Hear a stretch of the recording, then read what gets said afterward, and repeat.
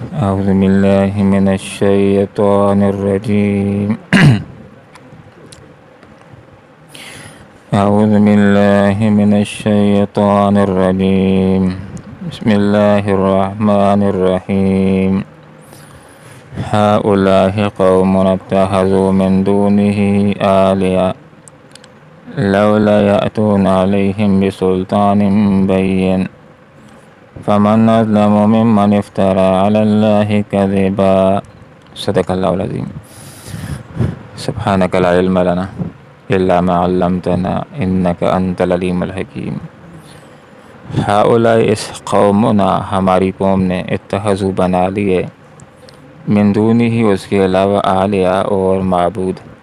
لولا کیوں نہ یاتون وہ لے آتے علیہم ان کے معبود برحق ہونے پر بسلطان بین واضح دلیل فمن پس کون اظلم زیادہ بڑا ظالم ہے ممن اس سے افطرا جس نے گڑا اللہ اللہ پر کذبا جھوٹ۔ اصحاب کہف کا ذکر ہو رہا ہے کہ حضرت عیسیٰ علیہ السلام کے 250 سال کے بعد یہ ایک عظیم الشان اہل ایمان نوجوانوں کا واقعہ گزرا، ایک ایسے دور کے اندر کہ جب شرک اور بت پرستی کا دورہ تھا اور روم کا بادشاہ دقیانوس شرک کے اوپر اختہ تھا، بت پرست تھا، لوگوں کو بت پرستی کے اوپر مجبور کیا کرتا تھا۔ اس دور کے اندر 7 یا 9 نوجوان تھے کہ جنہوں نے دین کے اوپر ایمان کی پر استقامت کا اظہار کیا۔ حال یہ ہے کہ ان کی رپورٹ بادشاہ تک پہنچ گئی کہ کچھ لوگ ہیں کہ جو عام لوگوں سے ہٹ کر کے بتوں کی پوجا نہیں کرتے، وہ کسی اور کے آگے جھکتے ہیں۔ بادشاہ نے ان کو طلب کر لیا، تو چونکہ عزم کر چکے تھے کہ اللہ کے دین کے اوپر جینا مرنا ہے، اللہ رب العالمین نے ان کو استقامت عطا فرمائی اور بادشاہ کے دربار کے اندر انہوں نے کلمہ حق کہا، صاف طور پر یہ بات کہہ دی کہ ہمارا رب وہ ہے کہ جو زمین کا رب ہے، جو آسمانوں کا رب ہے، اس کے علاوہ ہم اور کسی کی پوجا نہیں کرتے۔ اگر ہم ایسی بات کہیں کہ اور بھی کوئی بندگی کے لائق ہے تو یہ بہت بڑی غلط بات ہوگی۔ ہماری اس قوم کا حال ذرا دیکھو کہ جنہوں نے اللہ کے علاوہ اوروں کو معبود بنا لیا ہے، اب مشرک بت پرست بادشاہ کے سامنے یہ باتیں ذکر کر رہے ہیں۔ آپ صلی اللہ علیہ وسلم نے فرمایا کہ افضل ترین جہاد ظالم بادشاہ کے سامنے کلمہ حق کہنا ہے، تو افضل ترین جہاد ان لوگوں نے کیا اور ذکر کر رہے ہیں کہ یہ لوگ اللہ کے علاوہ جن کی پوجا کرتے ہیں ان کے حق معبود ہونے کے اوپر کوئی دلیل کیوں پیش نہیں کرتے، کوئی آیت پیش کرتے ہیں، کسی نبی کا کوئی قول پیش کرتے ہیں، ان کے پاس ہو تو وہ پیش کریں،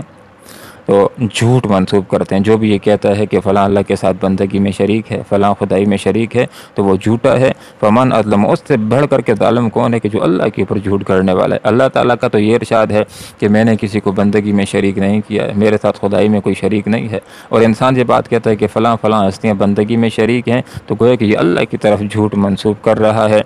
اب بادشاہ نے ان کی باتوں کو سنا تو بادشاہ کو غصہ بھی بہت بڑا آیا، اور اس نے یہ کہا کہ یہ عقل کے خام ہیں، نوجوان ہیں، جذباتی ہیں، اور ان کو مہلت دے دی کہ اپنے معاملے کے اوپر تھوڑا غور کر لو۔ نوجوانوں کو موقع ہاتھ میں آ جاتا ہے، بعد میں مشورہ کرتے ہیں، اور بادشاہ کے تیور دیکھ کر کے ان کو اندازہ ہوا کہ اب اس معاشرے کے اندر ہم رہے تو ہمیں یا تو مرتد کرنے کی پوری کوشش کی جائے گی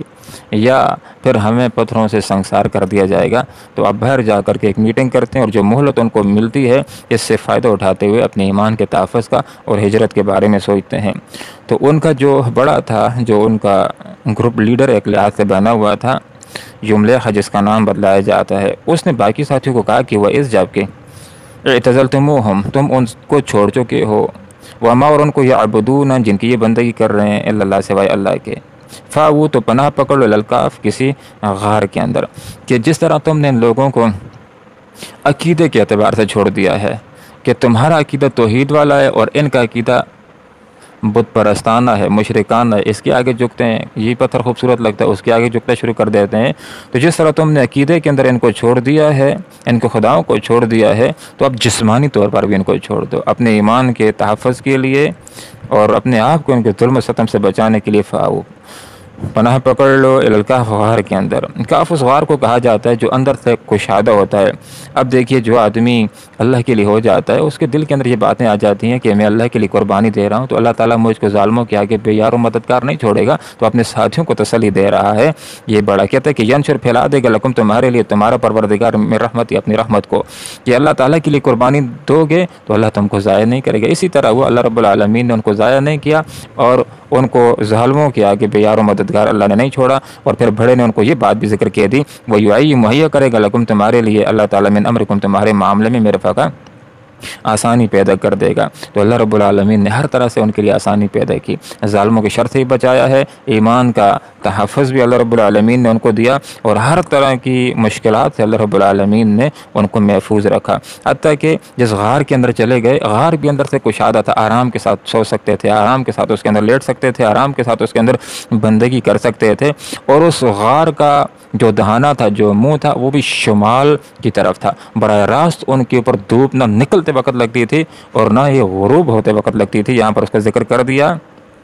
کہ وہ طرح تم دیکھتے ہو شمس سورج کو اذا طلعت جب طلوع ہوتا ہے تزاور تو کنی کاٹ جاتا ہے، انکافم ان کے غار سے ذات یمین دائیں طرف، وإذا غربت اور جب غروب ہوتا ہے تقرضهم تو کنی کترا جاتا ہے ذات شمال بائیں طرف، وہم اور وہ فی فجوۃ کشادہ جگہ میں تھے من ہو اس غار کی۔ تو نہ سورج نکلتے وقت ان کے اوپر دھوپ پڑتی تھی اور نہ سورج غروب ہوتے وقت ان کے اوپر دن کی کسی بھی وقت شدت والی دھوپ ان کے اوپر نہیں پڑتی تھی، روشنی اندر جاتی تھی، ہوا اندر جاتی تھی۔ ذالک من آیات اللہ، لوگوں ذرا غور تو کرو، یہ اللہ رب العالمین کی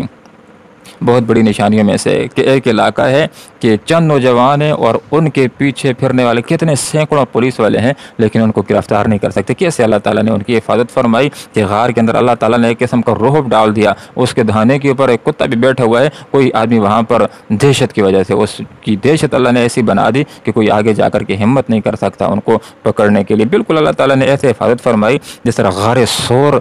کے اندر آپ صلی اللہ علیہ وسلم کی اور ابوبکر صدیق رضی اللہ عنہ کی اللہ تعالیٰ نے حفاظت فرمائی کہ ظالم کافر غار کے دہانے تک پہنچ گئے تھے لیکن گرفتار نہ سکے، پکڑ نہ سکے۔ بالکل اسی طرح اس علاقے کے قریب جہاں پر پولیس والے ان کے پیچھے پھر رہے تھے ان کو گرفتار نہ کر سکے کہ اللہ رب العالمین نے ان کی حفاظت فرمائی۔ تو یہاں پر فرمایا اس کے اندر غور کرو، اس قصے کے اندر غور کرو، نوجوانوں کی زندگی کے اوپر غور کرو۔ ذالک من آیات اللہ، ان کی آیات اللہ رب العالمین کی نشانیوں میں سے ہے۔ ایک آدمی جو 2 دن 3 دن 4 دن 1 ہفتہ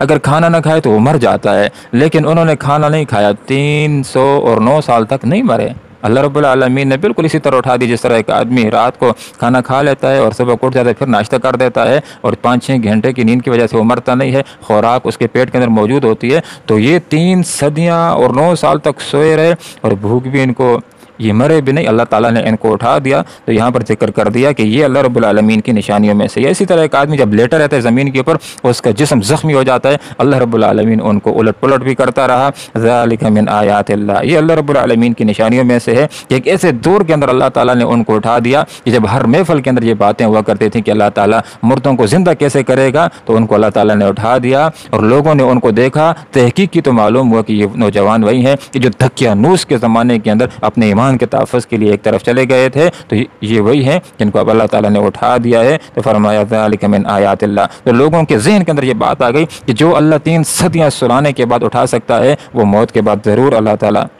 زندہ بھی کرنے کے اوپر قادر ہے۔ من یہد، جس کو ہدایت دے اللہ تعالیٰ فہو المہتد، وہی ہدایت یافتہ ہوتا ہے۔ جیسے کہ اصحاب کہف والوں کو اللہ رب العالمین نے ہدایت دی اور وہ اولیاء قرار پائے، اللہ رب العالمین کے لیے قربانی دی ہے، اللہ نے ان کے جان کی حفاظت فرمائی کہ ظالم بادشاہ ان کو گرفت میں نہ لے سکا، ان کو سزا نہ دے سکا، ان کو مار نہ سکا، اور اللہ رب العالمین نے ان کی حفاظت بھی فرما دی۔ اہل ایمان کی فہو المہتد، اللہ جس کو ہدایت دیتا ہے حقیقت میں وہی ہدایت یافتہ ہوتا ہے۔ ومن یضلل، جس کو گمراہ کر دے اللہ تعالیٰ، فلن تجد، تو نہیں پائے گا اس کے لیے ولیہ،